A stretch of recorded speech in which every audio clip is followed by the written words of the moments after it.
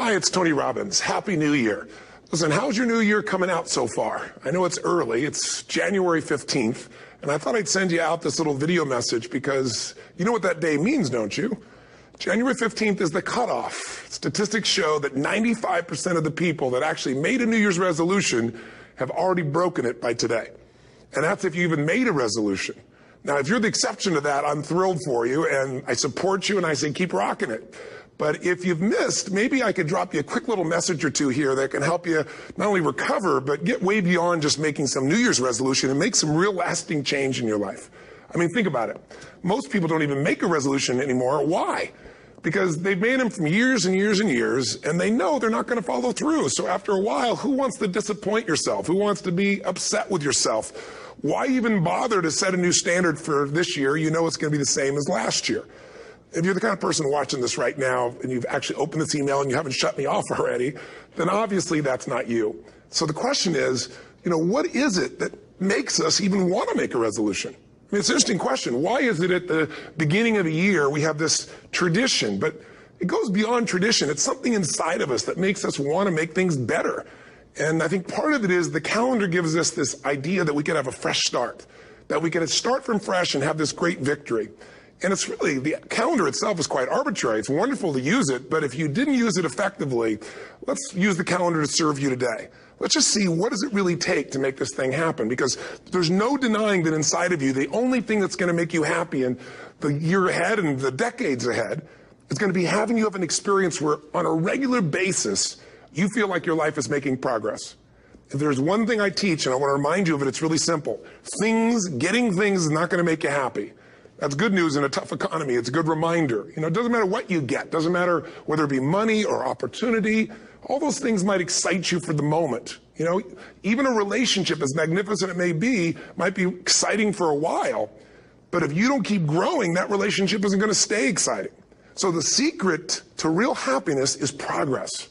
Progress equals happiness. And if we can make progress on a regular basis, we feel alive. And that's why at the beginning of the year, we get this thing like, okay, I can have this fresh start. I could really do what my soul desires. I could expand. I could grow. I could improve. I could change. Or maybe better than change, I could progress. See, think about that. Progress is an aliveness to it, doesn't it? You don't have to work at changing. People say all the time now, well, I'm working on changing. Don't worry about it. You don't have to work on changing. Change is automatic. Your body's going to change whether you want it or not as the years go by. And no matter how hard you work, there's going to be some changes going on there. The economy is going to change no matter what you want it to do. The weather is going to change. Relationships are going to change. Everything in life is always changing. We don't have to work on change. Change is automatic, but progress is not. So if you want to make real progress, then you really got to look at your life in a different way. You got to say, I got to take control of this process and not just hope it's going to work out like people do who make a resolution. Because really, isn't that what they're really doing at the beginning of the year? They're saying, well, here's my resolutions for the year, and they really basically tell you their wishes. It's their wish list. It's what they hope it all comes together. And then they call it a resolution, but they don't know what a resolution is. When you resolve something, to have a resolution is to resolve it. When you've resolved, this is how it's going to be. That's when you cut off any possibility except the thing you've committed to. It's like the old adage, if you want to take the island, you burn the boats. Because when you burn those boats, there's no going back. You're going to find a way to make things work. And most people, they're stating what they hope will come together. And if it doesn't happen, then they're disappointed, but they're not too disappointed because they're not too vested. What does it take to successfully create a lasting change in your life? To not only have a New Year's resolution you follow through on, but really have a lasting change? Well, the first step for lasting change is very much like making a New Year's resolution. Fundamentally, it's the same. The first step is you got to have a vision for what it is you really, truly want. Not what you think you want or what you should have. I mean, what are most people's New Year's resolutions? I'm going to stop eating sugar. I'm going to stop smoking. I'm going to lose 10 pounds. The problem with that is it's not very inspiring for most people. It's not telling you what you're going to get. It's only what you're not going to do. And it's kind of hard to have you move forward with that. A vision is about what you're here to create. A vision that really works is one that excites you. If you say, well, my resolution, my goal, my outcome for this month, this week, this year is to lose X number of pounds, that's okay, but it's not very compelling. It has to be a compelling vision. It's got to have something that has the power to pull you, not something you have to push yourself to do. Those are two different kinds of motivation. Push requires willpower, and willpower never lasts. What will last is pull. Having something so exciting, so attractive, something you desire so much that you have a hard time going to sleep at night and you get so up early in the morning to rock it and take it to the next level. That's what you're looking to create. And that isn't easy to get. But one of the reasons we do seminars and events, and we say, why do that? Why not just read a book or something? Is because when you get in an environment where you're with people that are being put in a peak state, like when you're going to a sporting event, if you watch a sporting event at home, it might have a certain level of excitement. But when you're in a stadium with 50,000 people, suddenly it has a whole different level of intensity. And we feel that. And the bottom line of our follow-through comes down to our emotional intensity. In a different state of mind, you're going to come up with a much better and a more exciting vision than if you're sitting on the couch going, okay, what are my new resolutions for this year? And you're doing it the morning after the new year has started and you're a little inebriated and the football game's on in the background. Probably not going to have the power of focus there. Probably not going to have the power of the energy to create something that's going to pull you for this year. And you got to do that. So it's got to be a vision that's compelling. Something that it's going to be a gift to make sure that it happens. And also, along with that compelling vision, you got to have strong enough reasons that you're going to follow through when the going gets tough. That's one of the biggest things missing for most people. They say, this is what I want to do. It's not very exciting. It's not very compelling. But most importantly, they don't have strong enough reasons to push themselves through what's going to be necessary to get that dream, to get that goal when the inevitable challenges come up. When you're starving, hungry, and you're trying to go on a diet, right? When you got no time and you're stressed out and you haven't worked out still, and that's what you're supposed to do. When the economy gets tight and what you thought you're going to do doesn't work, and so you give up on the goal instead of finding another way to get there. You don't let the fear take you over if you've got strong enough reasons. Those reasons can be positive, or those reasons can also be negative. They can be, if I don't do this, this is going to cost me. And if I do this, this is what I'm going to gain in my life. Reasons come first, answers come second. If you get a compelling vision and you got strong enough reasons that will push you through the tough times, you're going to do things other people don't do. Instead of collapsing, even if you get off target, you won't go, I blew it. You'll get right back on target, make the change, make things happen. And I know you've done this in many areas of your life. Just think about it again. I'm not teaching you something really new here today. I just want to remind you of what your soul knows. You got to change, you got to improve, and you got to go through a simple process fundamentally to make that progress. First step, vision that's compelling. Second step, make sure that there's strong enough reasons to follow through. Third step, you got to review it and feel it every day. I mean, anything. Have you ever had this happen in your life? Has there been anything in your life that you've ever wanted so badly? You were so desirous of it. You had such a hunger for it that you couldn't stop thinking about it. Could have been a career move. Could have been when you were a kid, a car. It could have been a relationship. It could have been anything, but you were obsessed. You wanted to make this happen. You wanted to attract this to your life. You just wanted something. And you didn't even know how to get it. But it was so compelling to you. You kept thinking about it every day, envisioning it, imagining it, feeling it. And then stuff happened. And suddenly you started to attract people or situations to your life, and it just came together. Like, you didn't even have a total plan. It was just that it was so a part of your focus with so much intensity and emotion so often that it sensitized you to notice anything that could get you there. There's a part of your brain called the reticular activating system. For short, we call it the RAS.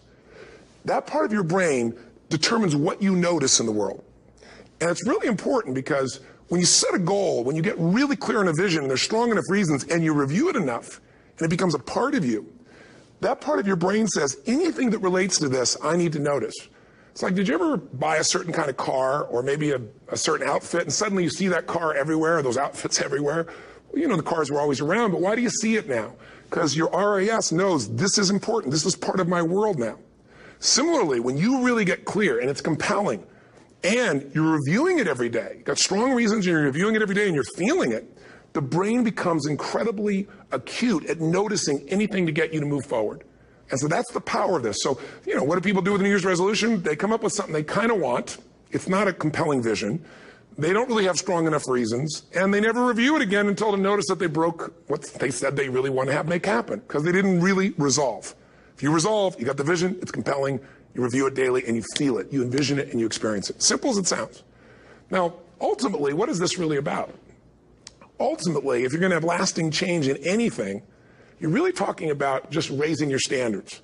I mean, I always tell people, if you want to know how to change your life, I give it to you in 3 words, boring as it sounds: raise your standards. And what does that mean? corny as it sounds. Raise your standards. Oh, thank you for the breakthrough thought, Tony. I'm glad I wasted my time watching this little email with you. But think about it. Lasting change is different than a goal. You don't always get your goals, but you always get your standards. Maybe it would help you is to think about it this way. I try to explain standards to people with a different set of words. Think of it as everybody in life gets their musts. They don't get their shoulds. Like, think about it. Most people have a list of shoulds, don't they? Don't you have a list of the shoulds, things you should do, you should follow through on?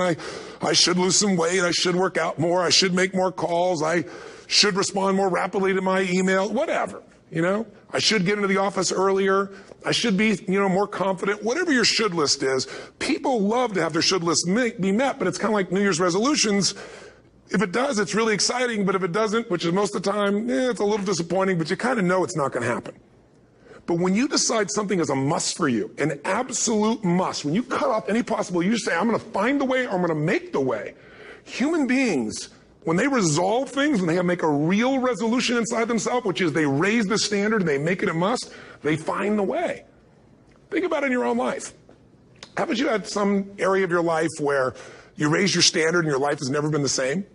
Maybe at one time in your life you smoked cigarettes, or you did something and you did it for years and you kept trying to change it and kept telling yourself I should. And then one day something happened. Something just clicked you over. Something took you over that kind of tipping point. And inside yourself you said no more. And it was a very, very different experience, wasn't it? Something inside of you shifted. And what was a should became a must, and you've never gone back.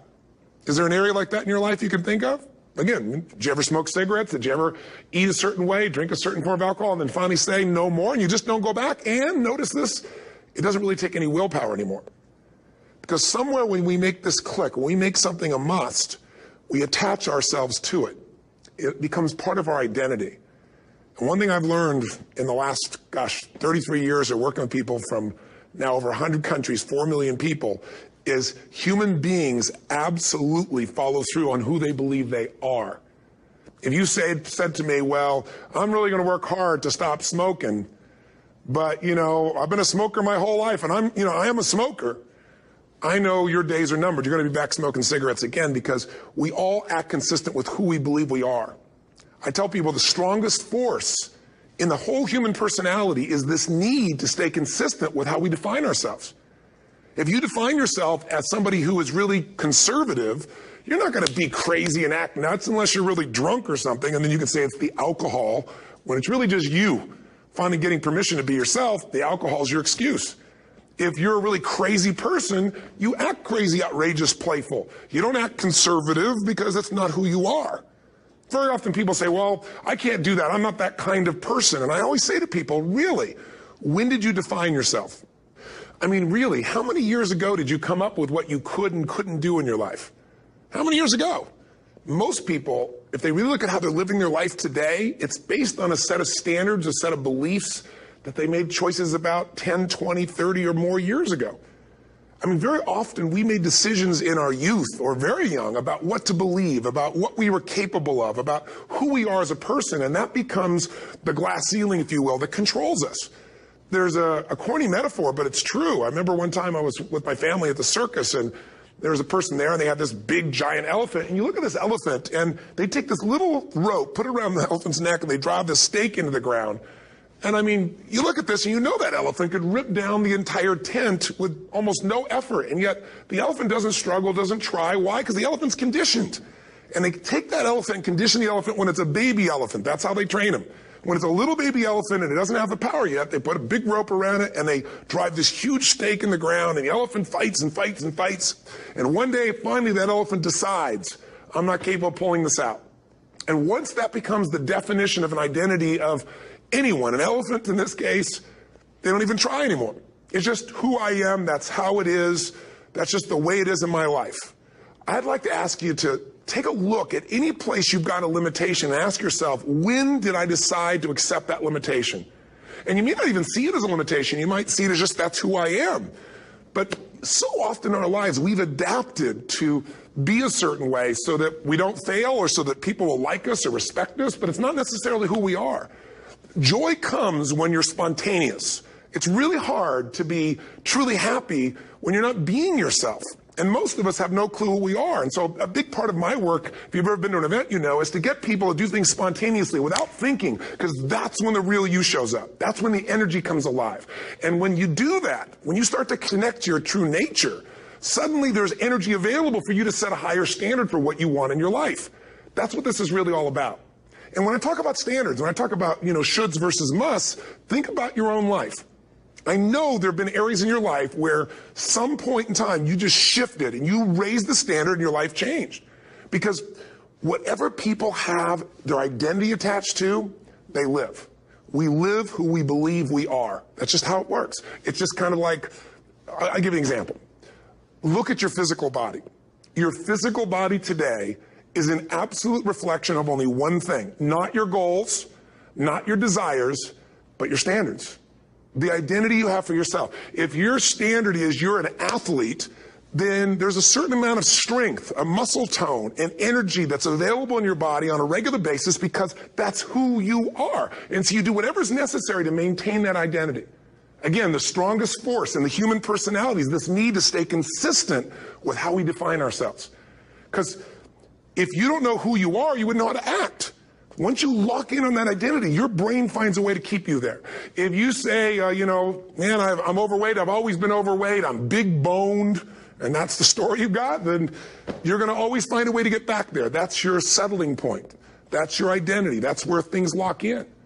If you see somebody who's in really great shape, you ask them, do you work out? You know the answer. Yes. How often? And they'll tell you 3 times, 4 times, 5 times a week, whatever. In a seminar, I'll ask people, who here works out at least 5 days a week? And I'm stand up.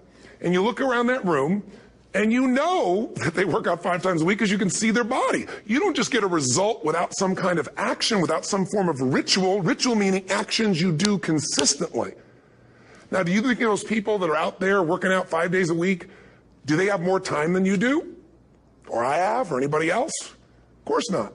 Is their life less busy? Of course not. It's just a must for them. They must work out that way, and they've made that turn and their life changed. So I'm not saying you have to work out 5 days a week. I'm just saying whatever you really want, wants don't get met consistently. Standards do. Whatever you identify, this is who I am. And so it's not so much about changing your identity as there's expanding it. Deciding that, instead of your goal is to lose 10 pounds, which is not compelling, what if your vision was to get back to my fighting weight? This year, this month, this next 90 days, I'm going to transform my body. I'm going to take on a new challenge. I'm going to find some technique or strategy. There's a million of them that can reframe myself where I want to feel younger, stronger, more vibrant than ever before. Here's my reasons. Because I want the energy to really make my life work. Because it's tough out there, and I want to be stronger than I've ever been before.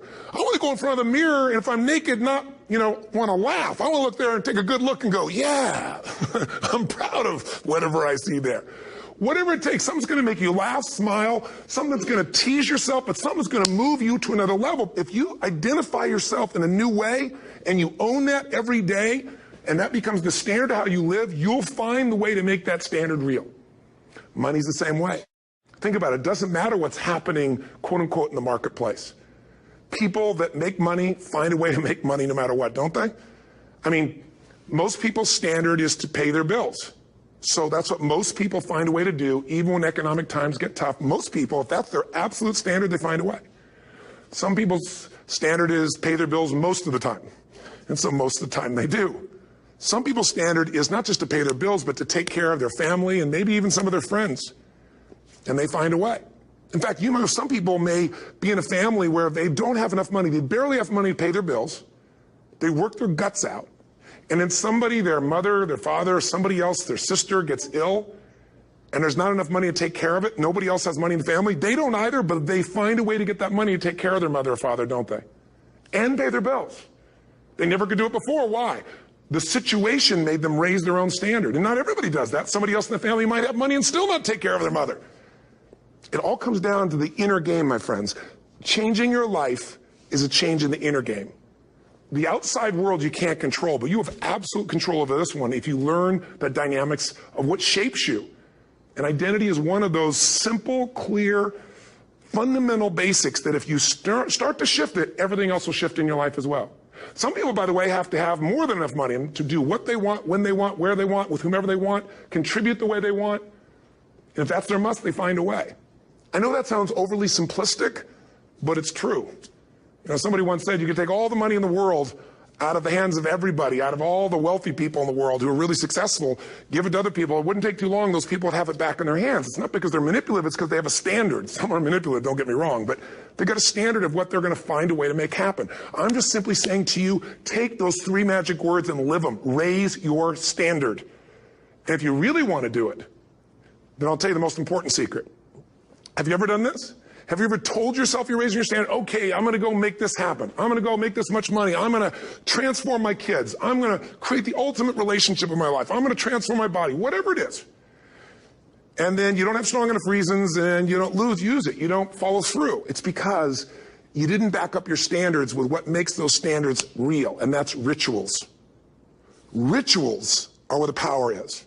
Whenever we do our Robbins results coaching, and we say Robbins equals results, the way we get results with people, it's the same way if you listen to my Ultimate Edge program, or back in the old days, Personal Power, or if you went to one of my seminars. You know what I do is I take these huge challenges you got and we break them down into little bite-sized steps. Little things you do each day that after you do them, you get so much momentum that it's easy to succeed. You're not overwhelmed. You have these victory day after day after day on little things. If you went to Ultimate Edge, I'm sure you learned about the hour of power, or the 15 minutes to be able to be fulfilled, or 30 minutes to thrive, where you literally just condition your body and emotion with a couple little rituals. So it doesn't matter what's going on in your world. You feel that strength, and it's not fake. It's not some pump up. It's coming from inside you, and it works. Rituals define us. See, all the results in your life are coming from your rituals. They start with a standard and then have rituals that follow it up. Like, for example, if you are where you want to be physically, you have very different rituals than if you're not where you want to be physically. If you're overweight, you and I both know you got a different ritual than if you're physically fit. Completely different. You get up in the morning, what's the first thing you do if you're fit? Your shoes are there, you roll over, doesn't matter how you feel, you put on your shoes, you lace them, you start walking, or whatever that ritual is. If you're overweight, you roll over and you have a very different ritual. You might roll over several times to turn the alarm clock off. You go in and get your mocha, smocha, whatever, special coffee. You stop by at Starbucks, whatever the case may be. You have your nice sugar muffin. It's supposed to be really nice for you. Whatever you do, it's a different ritual. If you have a great, passionate relationship, you have very different rituals in how you come home than if you have a lousy relationship. When you come home and the first thing you do is you're tweeting somebody, or you're emailing, or flipping on the news, or you don't even come home. What are the rituals? Whenever I study people that are successful, what I look for is what's the standard they hold themselves to? And then what are all those little rituals that add up? Because think about it. Success and failure are not giant events. They don't just show up. You don't just suddenly become successful or suddenly have this cataclysmic event that makes you fail. It may look that way, but failure comes from all the little things. It's failure to make the call. It's failure to check the books. It's failure to say, I'm sorry. It's failure to push yourself to do things physically that you don't want to do. And all those little failures day after day come together until one day some cataclysmic event happens and you blame that. That event happened because you missed all the little stuff. Do you agree with me? And success, by the way, is not some overnight event. It's all these little things. Success is having a vision. Success is making it compelling. Success is really seeing it and feeling it every day with strong enough reasons. Success is feeling the sense that I'm here to grow and I'm here to give something to the world more than just myself. Success is caring about other people. Success is calling and saying, I love you in the middle of the day for no damn reason. Or sending a note. That'll change your relationship. Have a ritual of something funny, playful, or a surprise you do. How many relationships are dead today because they have no surprise rituals anymore? You need to have some rituals, some cool things you do that nobody else does that gives you a better life than anybody else has. All the little stuff. That's where success comes from. In business, it comes from delivering more than anybody could imagine. All those little things add up. People go, wow, that's who I want to do business with. It's true in any area of your life. So if you look at somebody who's really successful and you think, wow, they're so amazing, they're such a genius, you got to dig underneath and you got to remember something. People are rewarded in public for what they've practiced for years in private.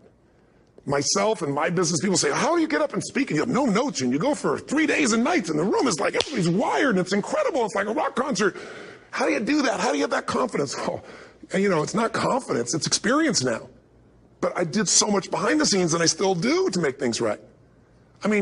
How many people would know that since the time I was 17 years old, before I walk out on stage, still do to this day, wouldn't need to do it, but I still do it, I never walk out there without being in an absolute peak state of mind.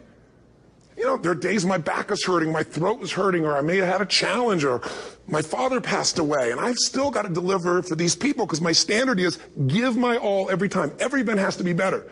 Talk to anybody who's been to our events for 5, 10 years, some of our trainers, and I'll say, I don't know how he does it. He always finds a way to make it better. That's not an ego thing. That's a standard in me.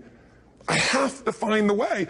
And my ritual, though, is I prepare, I think, I gather new information, I figure out how to put something across better. What do people need? I spend time with our customers. I see what's going on. And before I get on stage each time, I have this little ritual to put myself in a state of mind.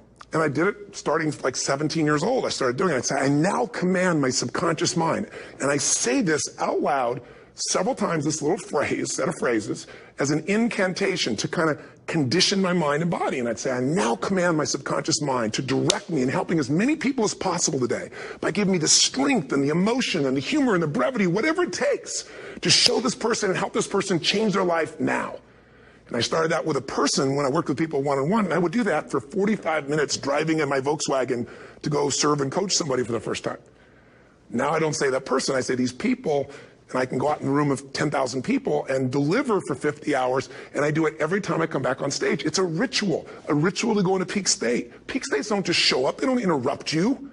Great ideas don't interrupt you, you gotta pursue them.